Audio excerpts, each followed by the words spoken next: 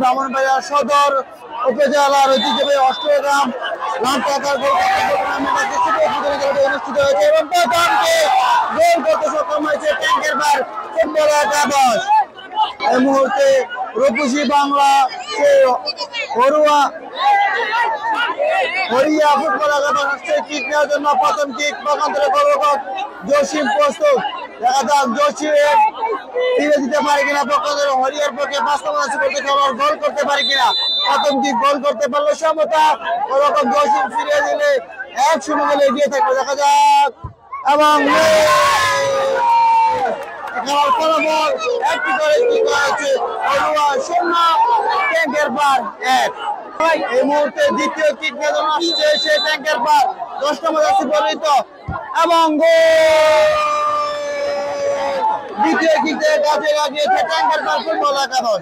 এই মুহূর্তে সেই রূপসী বাংলা হরিয়া ফুটবল একাদশের পক্ষে 13 নম্বর জার্সি পরিহিত প্রস্তুত কিক নেওয়ার জন্য। দ্বিতীয় কিক গোল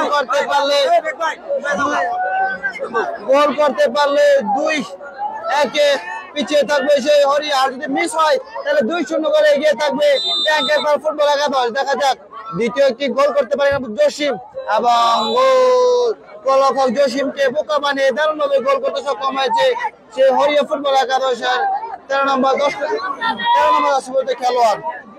এই মুহূর্তে ট্যাঙ্কের পার ফুটবল একাদশের পক্ষে কিশোরগঞ্জ থেকে আগত সেই মুসা সেই কিক নেওয়ার জন্য আমাদের গোলরক্ষক প্রস্তুত সেই হরিয়ার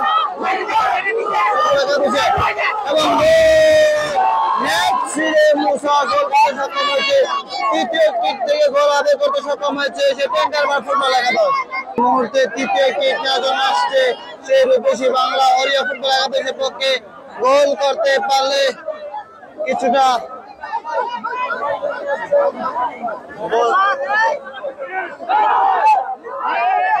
গোল করতে পারলে 2-3 পিছিয়ে থাকবে। দেখা যাক ফিরে দিতে পারলে 1-3 এগিয়ে থাকবে এসে এবং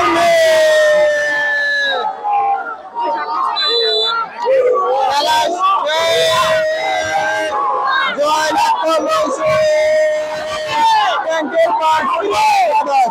ট্যাঙ্কের পার ফুটবল একাদশ জয় লাভ করে সে ফাইনালে উঠে গেল।